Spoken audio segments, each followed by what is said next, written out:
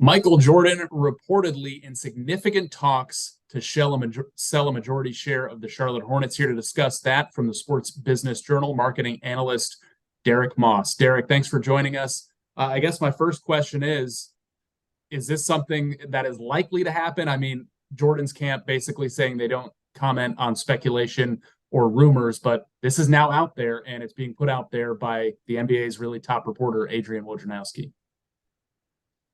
So it does make sense that he would be looking to sell. I think about a month ago when the Phoenix Suns transaction was finalized and that franchise sold for $4 billion, I think you could really see the writing on the wall that now is a great time to be an owner and a great time to sell. So if you think about it, he bought that team almost 13 years ago to the day from today, and he paid $275 million for it at the time. If he can make upwards of $2 billion, then you're talking about 7 times what he paid for it. So there are few investments in life that are going to pay that kind of dividend. Yeah, you mentioned the Suns, and we've also seen the Bucks change hands as well recently. Why is this a good time to sell an NBA team or buy one? So it is a good time. So valuations of team franchises in all sports really have gone up a lot in recent years. And if you think about the way owners make money, it's not really the cash flow and the revenue that comes in from the day-to-day. It is in that value of the franchise. So let's think about how much money that, say, the Commanders are going to fetch when Dan Snyder, if he eventually sells, he's going to make so much money back on his initial investment. If, like the Phoenix Suns, you actually own your arena and that's part of the deal, that plays into this. So with Jordan, I think it's just a situation where he may be cashing out at the time where he's going to have the most return on his investment. And that's how people in the sports business look at this is, where's my investment going to pay off the most? So let's look at the Hornets specifically. I mean, on the court, they've been inconsistent, probably below average the majority of the time that Jordan has owned the team. Off the court, business-wise, they seem to do well. Is this a good business for somebody to be buying right now? Right. Well, there are a lot of things the Hornets do have in their favor. The Spectrum Center, even though they do not own it, they're the operator. That facility is really still a very good facility as far as national NBA facilities go. There are a lot of events there. The upgrades will be taken care of by the city. You're building the new training facility right across the street. That is a point that is going to score well with investors. So, I mean, I think that the fact that they have not been able to maybe lure any of the top players, fans are always going to be aware of that. They haven't had great success in the draft beyond Melo. So, I think now, though, a new owner coming in, you're going to have a top draft pick. You're going to have a new training facility. You've got a solid lease at your facility through 2030. So there's a lot to like as a new potential owner coming in. And as you know, it's not going to be strangers. The new ownership group looks like it's going to be going to include some of the current minority owners of the Hornets. So there's a chance this could be a pretty smooth transaction. And we just see a new ownership group come in, and there may not be a whole lot that changes. Talk to you about that new group in a moment, but I did want to ask one more, question about Michael Jordan, because it's a rarity to have a team owner in major sports that has the background, the pull, the image, an iconic image that Michael Jordan brings. So what do the Hornets lose and what does the NBA lose if Michael Jordan is no longer the majority owner of the team? I think this is probably worse news for the NBA than it is for the Hornets and Hornets fans. I think the NBA will be unhappy to see, arguably the greatest player, the most popular player in league history they had as part of their ownership, and now he's not there anymore. Another thing that will factor into this is that Jordan was the only Black franchise owner in the NBA. And so the league can't be too happy about losing that. So I think there are some things at the league level that they're going to be concerned about. I do think for Charlotte, you'll still be able to keep things like the jump man I don't think that much is actually going to change. You might make even the case that Michael Jordan has been more involved in motorsports in the last couple of years than he has even been for the NBA team. So I feel like Charlotte will probably be fine with this. I think the NBA is are the people who are kind of wringing hands right now. Let's talk about the two men connected to this sale in its most major way. And I think we'll have a lot more to say about Gabe Plotkin in a moment. But what can you tell us about Rick Schnall, who is currently minority owner of the Atlanta Hawks? Two guys who come from the private equity and venture capital world. So they are smart about their investments.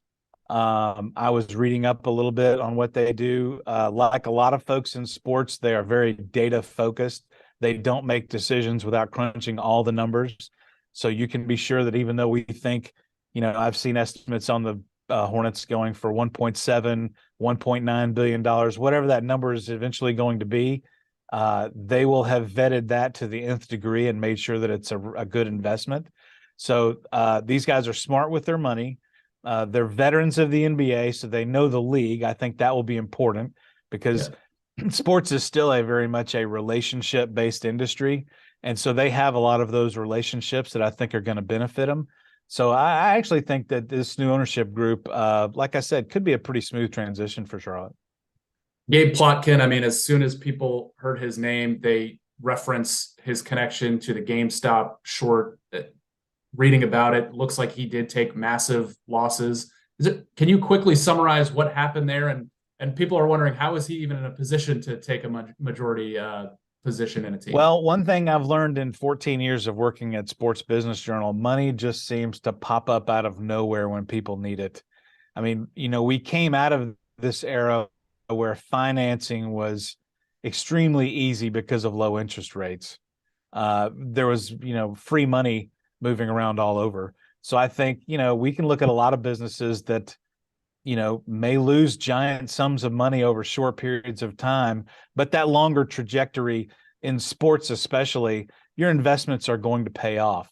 So if Michael Jordan paid $275 million for the Hornets 13 years ago, and he's going to make $2 billion on the return, well, that's more than 7 times your investment. There are very few things in this world that are going to pay off like that.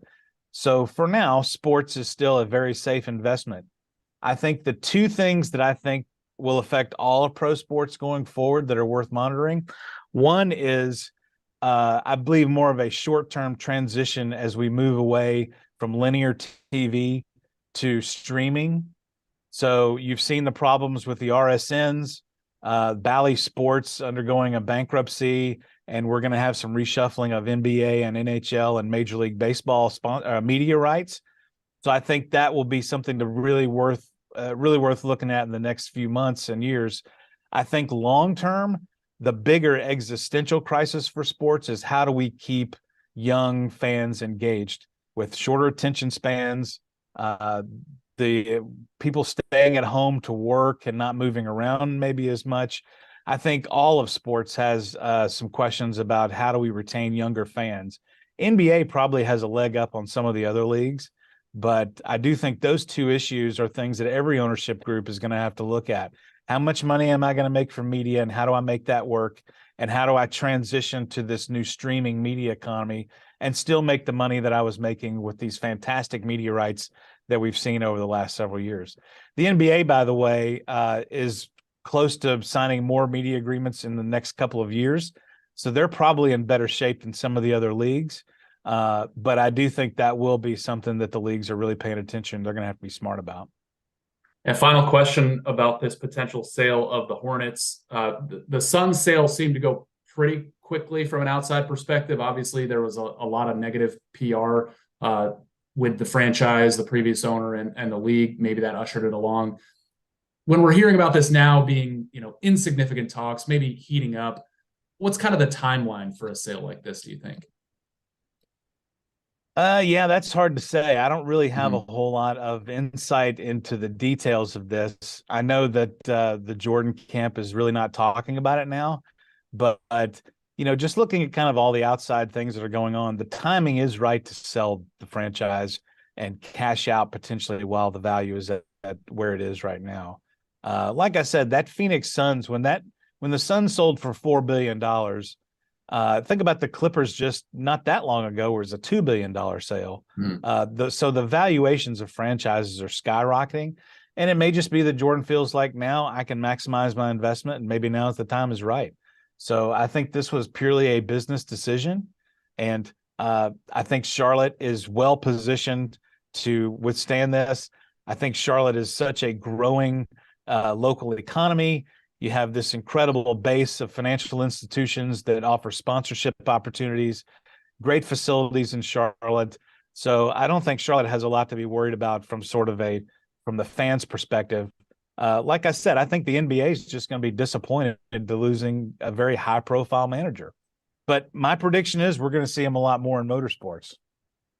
Yeah, he's been heavily involved, 23-11, and might be closer to a championship with that team than the Charlotte Hornets right now.